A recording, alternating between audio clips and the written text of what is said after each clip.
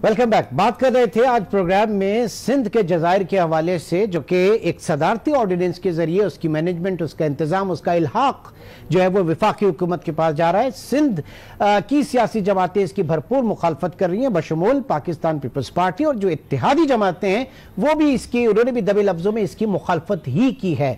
इस वक्त वफाकी वजीर अली जैदी साहब हमारे साथ मौजूद हैं। बहुत शुक्रिया आपके वक्त का।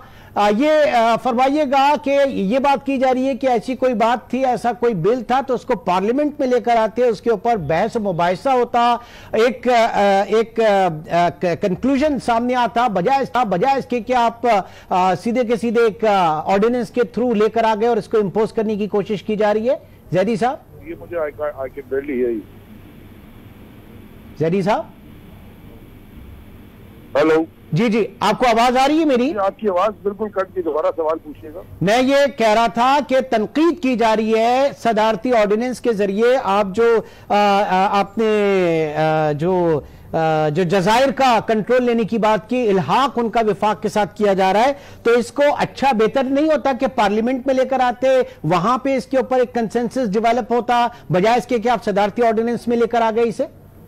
1973 में जब बोर्ड कासिम का कोऑर्डिनेट बने थे, मैंने ट्वीट भी कर दिया है। अगर आप ट्वीट भी जैसे वो चला रहे हैं, आप ट्वीट भी चला दीजिए।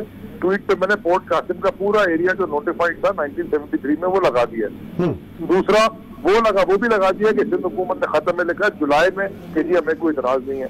ये अब बैठे बैठे कौन सा इतराज उनको याद आ गया? ये कोई नवाज शरीफ ने कहा था बिलावल जरदारी को कि इतराज करो? मुझे समझ में नहीं आ रही कि अगर पाकिस्तान की डेवलपमेंट के लिए कोई प्रोजेक्ट सोचा जा रहा है और वो सिंध के अंदर ही होगा और सिंध की डेवलपमेंट होगी और सिंध के लोगों को नौकरी मिलेगी और सिंध में पैसे आएंगे और सिंध में इन्वेस्टमेंट होगी, इनको क्या तकलीफ हो रही है? ये तो बिल्कुल एंटी पाकिस्तान एजेंडा पे चल रहे हैं, anti development agenda for this country.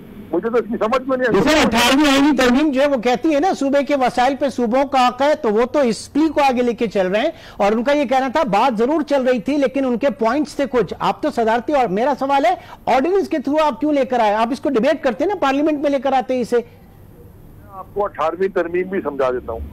Parliament में मेरी अपनी चीज है, मैं पार्लियामेंट में भी ले आऊंगा। पहले से ही पोर्ट कासिम की चीज है तो पोर्ट कासिम की चीज है, पार्लियामेंट में क्या ना। पार्लियामेंट 18वीं तरमीम के अंदर बड़ा सिंपल था कि जो अनक्लेम्ड है, अनक्लेम्ड या ओनरलेस, ये तो ओनरलेस नहीं है, ये तो वैसे ही, ये तो ओनर के साथ है, तो इसमें प्रॉब्लम क्या है? आर्टिकल 172 की बात हो रही है, जो आप जिसके ऊपर बात कर रहे हैं 18वीं तरमीम में।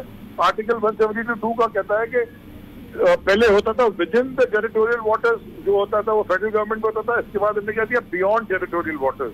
वो सिर्फ ओनरलेस प्रॉपर्टीज की बात की। अगर कोई प्रॉपर्टी किसी ने ओन नहीं की, ये तो ओन है, ओन की भी है, पोर्ट कासिम के कोऑर्डिनेट पे पोर्ट कासिम की प्रॉपर्टी है। नेवी ने हमसे लीज ली हुई है, वहां पे लीज हम दे रहे हैं नेवी को, तो वो लीज फिर सिंध गवर्नमेंट क्यों नहीं दे रही अगर हमारी ओनरशिप भी होती? अच्छा, जरा मुझे एक बात बताइए, जो आपको जो नक्शा मैंने ट्वीट किया है, आधा डीएचए भी हमारे पास है, वो हमसे फेज 8 की लीज डीएचए ने पोर्ट कासिम से ली है 690 एकड़ की, और केपीटी से लीज ली है बाकी डीएचए ने। तो ये पोर्ट की जमीन तो कोऑर्डिनेट पहले से पोर्ट के थे। अभी सुप्रीम कोर्ट का फैसला आया है, सिंध हुकूमत कहती थी कि वो एक बोर्ड बेसिन के सामने वो जमीन हमारी है, सुप्रीम कोर्ट ने फैसला किया कि वो जमीन तो पोर्ट केपीटी की है। तो ये मतलब मुझे समझ में नहीं आ रहा। अच्छा, आप ठीक है, आप जो समझा रहे हैं, जरा आपने इत्तेहादी जमातों को समझाया, फंक्शनल लीग को समझाया। कल नुसरत सयार अब्बासी जो है वो भी इसके ऊपर अपने तहफ़्फ़ुज़ात का इजहार कर रहे हैं, तो बेहतर ये नहीं था कि आप उनको भी एतमाद में लेते? मैं उनको, इत्तेहादी जमातों को, नुसरत हमारी बहन को समझा दूंगा। उनके पास डेटा पूरा नहीं होगा कंप्लीट, मैं उनको डेटा सामने रख के समझा दूंगा। कोई बड़ी बात नहीं है इसके अंदर, वो सारे समझ जाएंगे। और सिंध की, लेकिन ये जो ट्वीट करना कि जी कश्मीर और मोदी, पूरे सिंध का बेड़ा गर्क तो इतना कोई हिंदुस्तान अटैक करके नहीं कहता जितना पीपल्स पार्टी ने 12 साल हुकूमत करके कर दिया। तबाह स्कूल, तबाह कॉलेज, तबाह अपना सूवेज तो ठीक नहीं कर सकते। 550 मिलियन गैलन रोज समंदर में डाल रहे हैं, 550 million gallon untreated sewage, filth, chemical infested gutter का पानी हर रोज समंदर में डाल रहे हैं। ये इनसे होता नहीं ठीक। 5000 टन कचरा रोज फेंकते हैं समंदर में। लेकिन जैदी साहब, आप लोग भी आए थे ना, विफाक आया था, विफाक सही कराने आया था। 1 महीने पहले प्राइम मिनिस्टर आए थे यहाँ पे, 1100 अरब रुपए का पैकेज भी आप लोगों ने अनाउंस किया, कराची को आफत ज़दा करार दिया। नेचुरल क्लेमिटी जहां पे होती है उसके कानून जाके देखें, वहां पे लोगों को रिलीफ किस तरीके से दिया जाता है। पिछले 1 महीने में किसी भी लेवल पे कराची में या सिंध में कोई विफाक की जानिब से सर्वे हुआ? सिंध को, हम तो आपसे विफाक की बात कर रहे हैं, सिंध हुकूमत को तो हम अलग पूछेंगे। मैं क्या, हमने तो मतलब इनके साथ बैठ गए ना सब, बैठ गया ना मुराद अली शाह साहब के साथ और वो नासिर शाह साहब के साथ, चलो वो थोड़ा फिर भी कुछ काम करना चाहते हैं, उसके साथ भी बैठ गया, सईद गनी के साथ भी मैं बैठ गया, बैठ के यही डिबेट की, क्योंकि वो भी पाकिस्तान का हिस्सा है, वहाँ पाकिस्तानी रहते हैं। अगर आप नहीं आप बैठे, लेकिन बैठने के बाद क्या हुआ? मैं तो कह रहा हूँ कि नीचे ट्रांजिशन क्या हुआ, आवाम को क्या रिलीफ मिला? सर बैठे तो आप सब बैठे। सुल्तान आप क्या कह रहे हैं कि मैं 1.13 मिलियन एक महीने में खर्च कर दूं? कुछ नजर तो आए, कुछ रोड मैप नजर आए कि हमने ये किया सर, एक महीने में हमने ये किया। थोड़ा सब्र करें, उसमें से बहुत सारी चीजें उन्होंने करनी थी और बहुत सारी चीजें हमने करनी थी। जो हमने करनी थी उसमें सबसे बड़ा प्रोजेक्ट हमारा KCR का और उससे बड़ा प्रोजेक्ट हमारा K4 का, ये 2 प्रोजेक्ट हमारे हैं। हमने इनको कहा कि ये इन्होंने अभी तक हमें गार्बेज ट्रांजिट स्टेशन का आइडेंटिफाई कर रहे थे, इन्होंने कर दिए, चले बताएं, इनसे पूछें, हम तो करने के लिए तैयार बैठे हुए हैं। नाले तो मैंने खुद साफ कराए थे पिछले साल, क्यों नहीं बारिश में कराची डूबा? जरा समझाइए, क्या जरूरत थी मुझे किसी से बात करने की? कराची क्यों नहीं डूबा पिछले साल, अगले साल क्यों डूब गया? नाले इनसे साफ नहीं होते और बात ये करने लगे कि जी हम कब्जा तो इन्होंने किया हुआ है। अब किस तरह से आगे चलेगा? मेन कराची वाले जो देखें, ये सब बड़ी से, आप खुद कराची से हैं अली जैदी साहब, आप खुद कराची से आपका ताल्लुक है, आपने देखा कि कराची का आम बाशिंदा जो है वो हमेशा सियासत की नजर हुआ।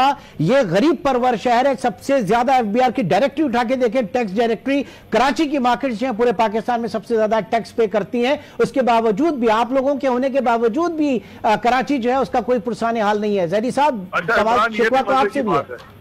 ये भी बड़े मजे की बात है जो आपने भी की है। 5 मिनट पहले आप मुझे खुद 18वीं तरमीम याद दिला रहे थे, तो जरा 5 मिनट बाद आप खुद भी 18वीं तरमीम मेरे भाई याद कर ले। 18वीं तरमीम के बाद कचरा उन्होंने उठाना है और 18वीं तरमीम के बाद पानी उन्होंने देना है। हम तो मदद करने आए हैं। 18वीं तरमीम वहां क्यों नहीं याद आती जिस काम को उन्होंने करना है? ये 18वीं तरमीम जब फेडरल गवर्नमेंट कोई भी काम अच्छा करने आती है, तो ये 18वीं तरमीम के आप अच्छा काम नहीं कर सकते, मरने देते लोगों को।